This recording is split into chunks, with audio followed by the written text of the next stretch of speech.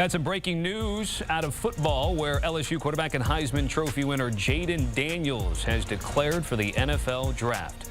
He will not play in the ReliaQuest Bowl against Wisconsin New Year's Day. He's a potential first round, if not top 10 prospect. Could be the third quarterback off the board after Caleb Williams and Drake May come this time next April. All right, let's bring in the guys with the First Pick podcast. Ryan Wilson and Rick Spielman joining us here on CBS Sports HQ. Ryan, give me first word here for what this news means. Does it come as a surprise to you? No, not a surprise at all. And, you know, Jayden's had quite the season, and you could argue, and Rick and I have talked about this on the podcast, and we talked about it with you before too, Tommy. It's a pretty easy argument to make that Jayden Daniels' 2023 season was more productive on the field than what we saw from Caleb Williams and Drake May, the quarterbacks that are probably going to go 1 and 2 in that order. Maybe Drake May sneaks up. But I think something else to consider, and you touched on it, I think Jayden Daniels is a top 10 pick all day long. When you look at the draft orders, we sit here, the top 18 teams, those teams not yet in the playoff hunt.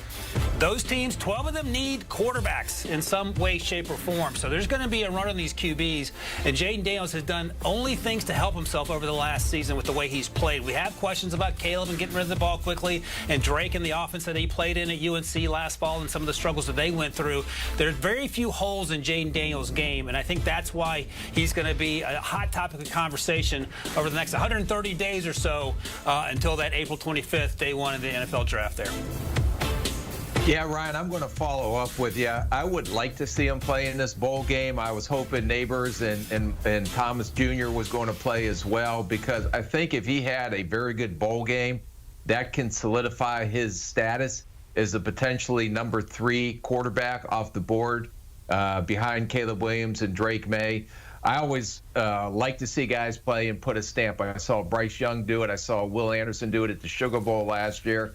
I understand sometimes these guys have to make business decisions, but I know teams and colleges usually take care of those star players in case they do get hurt in a bowl game. But if he's not going to participate in this, I'm going to give him a little bit of a negative, but hopefully he goes down to the Senior Bowl, is invited down there and shows out at the Senior Bowl. But this was an opportunity for him to solidify him as a number 3 quarterback off the board. He passed that opportunity up.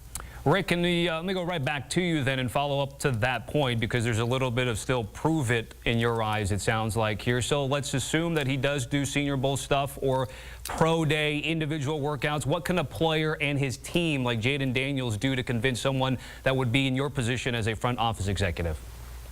Participate. It's not that hard. Just anytime you have an opportunity to go out there and prove your skill set and prove that, hey, if I'm not going to be number 2 or 1 off the board, let me solidify the number 3. And anytime you get an opportunity to do that, whether it's at the Senior Bowl, playing in your last game, pro day workouts, whatever he's got planned, he's got to go out and prove it. And every time he gets the opportunity, take advantage of it. Ryan, Jayden Daniels has come a long way as we're taking a look at his numbers comparable to Joe Burrow, who is a star in the NFL. Take me back to Tempe, ASU Jayden Daniels versus LSU Jayden Daniels.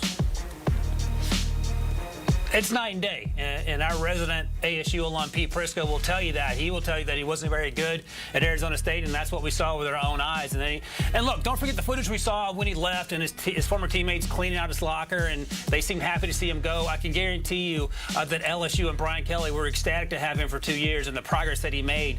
And Rick and I have talked about this as well on the podcast. No player in 2023 made more progress in their game over the fall than Jayden Daniels. Jalen Milroe's probably number 2 on that list, the Alabama quarterback who's going to return for another season, which I think is smart on his part. But Jayden Daniels, and this is Rick's comp, so I don't want to steal it. I thought I came up with it, but Rick informed me I didn't, Tommy, is Lamar Jackson. And he's not as thick as Lamar, but in the open field, he is as dangerous as Lamar, and he's gotten better as a passer. He has a really good arm. He's starting to throw a little bit of anticipation, which you'd like to see. And, Tommy, one thing I want to mention, because usually in these segments it's Rick that's calling me out. Rick didn't seem to have any issue with Drake May and Caleb Williams getting out of their bowl games. And while he's he's a roll the ball guy and compete guy. It's interesting that he's harder on Jayden than he is on those two. So we'll have to talk about it on the podcast if he doesn't want to fess up as to what's going on right now.